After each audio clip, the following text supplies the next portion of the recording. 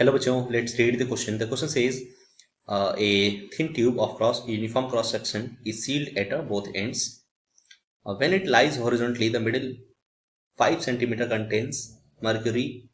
At two equal ends contains air at the same pressure P.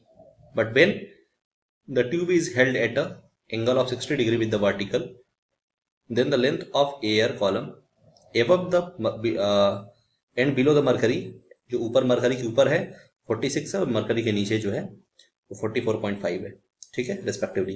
Calculate the pressure P in centimetre of mercury. अगर temperature दिया हुआ है ना, जो कि कांस्टेंट है 30 डिग्री सेल्सियस पे, ठीक है.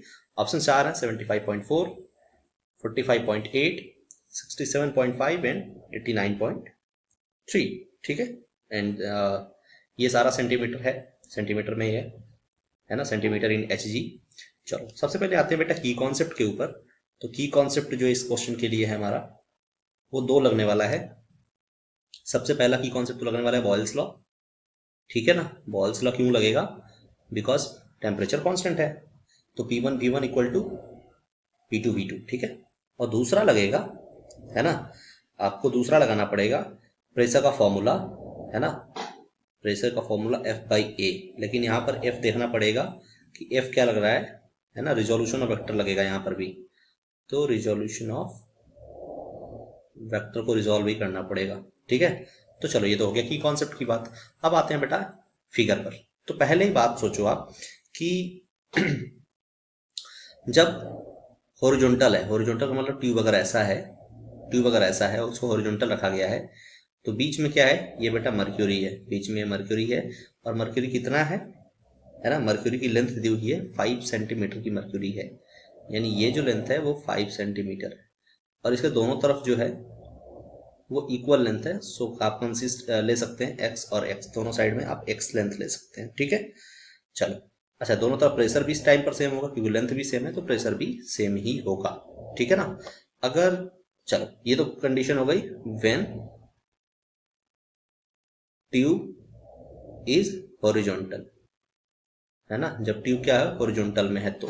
लेकिन when tube is vertical, when tube is in vertical position, अगर ट्यूब क्या हो जाए बेटा वर्टिकल पोजीशन में एग्जिस्ट कर जाए, है ना, तो वर्टिकल पोजीशन में अगर एग्जिस्ट कर जाएगा तो कुछ ऐसी सिचुएशन बन जाएगी आपकी, ठीक है, कुछ ऐसी सिचुएशन क्रिएट हो जाएगी. और बोला हुआ है कि अगर ऐसी सिचुएशन क्रिएट हो जाती है देन ये जो हमारा कॉलम है वो ये रहा, है ना, और ऊपर और नीचे का दोनों एंड बता रखा है. देखो यहाँ पर अगर बोला है 60 डिग्री पर, तो अगर वर्टिकल से 60 बेटा तो यहाँ से 30, हॉरिजॉन्टल से 30, ऑब्वियस सी बात है. चलो अगर बोला हुआ है कि एबव जो है वो 46 है, यानी कि ये जो है ना बेटा, अब जो है ये x2 की वैल्यू क्या हो जा रही है 46 सेंटीमीटर, और x1 की वैल्यू थोड़ी सी कम होकर क्या हो जा रही है 44.5, ठीक है ना, x1 की वैल्यू है. चलो इतनी बात तो कर ली हमने, है ना. आगे मूव करते हैं अगर, तो आगे मूव करते हैं अगर, तो according to Boyle's law, according to Boyle's law, Boyle's law क्या कहता है कि P1 B1 equal to P2 V2, ठीक है ना, दोनों का प्रेशर बैलेंस होगा. तो हम क्या करते हैं, लगाते हैं फॉर्मूला. तो बेटा ध्यान दो कि जितना प्रेशर यहाँ पर था उतना ही प्रेशर यहाँ पर भी होगा. तो हम कह सकते हैं कि P इंटू V1. अब बेटा V1 सोचो कि पहले क्या था, इनिशियल कंडीशन में क्या था, टेम्परेचर तो दोनों कांस्टेंट है, इसका भी टेम्परेचर T है, इसका भी टेम्परेचर T है. तो यहाँ पर प्रेशर क्या था, प्रेशर डिस्ट्रीब्यूट हो रहा है ना बस. तो प्रेशर यहाँ पर क्या था, टोटल प्रेशर यहाँ पर था P1 इंटू V1. V1 की वैल्यू क्या थी, x इंटू ए थी, अगर area of cross section A होता. इक्वल टू इधर का मान लो, इधर का भी प्रेशर मान लो आप, इधर का भी आप मान सकते हैं वैसे तो. तो P ये इनिशियल है हॉरिजॉन्टल वाला, लेकिन ये मान लो इसका x2 वाले का, तो हम कह सकते हैं P2 इंटू इधर का प्रेशर P2 अगर मानो, इधर का प्रेशर अगर P1 मान लो, तो P2 into x2 into A. This is the first equation. फिर ऐसे आप बॉयल्स लॉ लगा दो लास्ट वाले के लिए, यानी P1 के लिए, नीचे वाले, है ना, 44.5 सेंटीमीटर के लिए. तो फिर से क्या बन जाएगा, P into x into A equal to P1 into x1 into A, ठीक है. अब दोनों फॉर्मूला से हम क्या कह सकते हैं, दोनों फॉर्मूला क्या कह सकते हैं, अगर हम अपन दोनों इक्वेशन को देखें तो हम कह सकते हैं कि दोनों इक्वेशन क्या है, आपस में बैलेंस्ड है ना. ठीक है, तो दोनों इक्वेशन आपस में बराबर हैं, तो राइट हैंड टर्म भी बराबर होगा उनका, राइट हैंड साइड भी बराबर होगा।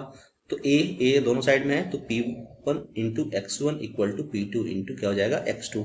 यहाँ से चीज क्लियर हो गई, ठीक है ना। अच्छा, अगर हम क्या बात करें, अगर हम इसकी बात कर रहे हैं, अब देखो बेटा इसकी पर्टिकुलर बात करने वाले हैं हम, जब ये इंक्लाइन रखा गया तब की, ठीक है। सो हम आते हैं इधर। तो अगर देखा जाए तो P2 अगर आप देखेंगे तो P2 कितना लग रहा है ना। जो P2 होगा वो सम होगा किसका किसका, जो P2 होगा वो सम होगा P1 का और प्रेशर ड्यू टू मर्क्यूरी का, ठीक है ना। यानी कि P2 इक्वल टू, है ना, P1, ठीक है, P2 इक्वल टू P1 और plus pressure due to mercury यानी Hg वाला, ठीक है ना, 5 सेंटीमीटर का। तो अगर अपन आगे देखें तो अगर मर्क्यूरी ऐसी है, ऐसी है ट्यूब के अंदर मर्क्यूरी ऐसी है, तो उसका बेटा Mg जो लग रहा होगा वो नीचे लग रहा होगा, ऑब्वियस है। जब Mg नीचे लग रहा होगा, है ना, तो फोर्स डाउनवर्ड इधर कितना लगेगा, है ना, इधर लगेगा आपका Mg साइन थीटा यानी Mg साइन 30, ठीक है। तो अब प्रेशर अगर निकालोगे आप तो P इक्वल्स टू क्या हो जाएगा, फोर्स बाई एरिया। फोर्स क्या हो गया, Mg साइन 30 अपॉन A। अब M तो मास तो पता है नहीं, है ना, लेकिन हाँ डेंसिटी और वॉल्यूम जरूर पता है, तो इसको हम V इंटू डी ले सकते हैं, है ना। V वॉल्यूम है, D डेंसिटी है और G साइन 30 बाई A, और ये क्या हो गया बेटा, प्रेशर हो गया। क्लियर है। अगर हम देखें तो वैल्यूज दी हुई हैं कितनी, अगर इसकी वैल्यूज को हम रखें अपन तो वॉल्यूम दिया हुआ है, वॉल्यूम कितना दिया हुआ है ना। वॉल्यूम अगर निकालें तो वॉल्यूम निकाल सकते हैं x इंटू ए से, तो x इंटू ए इंटू डी इंटू जी इंटू साइन 30 अपॉन ए। अब a टू a कैंसिल, ठीक है।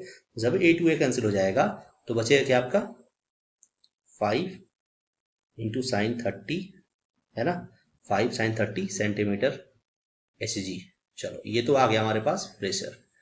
अगर आगे हम फर्दर मूव करें तो हमने क्या बोला था स्टार्टिंग में आपसे कि P2 इक्वल्स टू P1 और प्लस क्या हो जाएगा 5 साइन 30, तो मतलब 5 साइन 30 का वैल्यू 1/2, तो P1 प्लस क्या हो जाएगा 2.5, है ना। इसको भी आप नोट डाउन करो, ठीक है।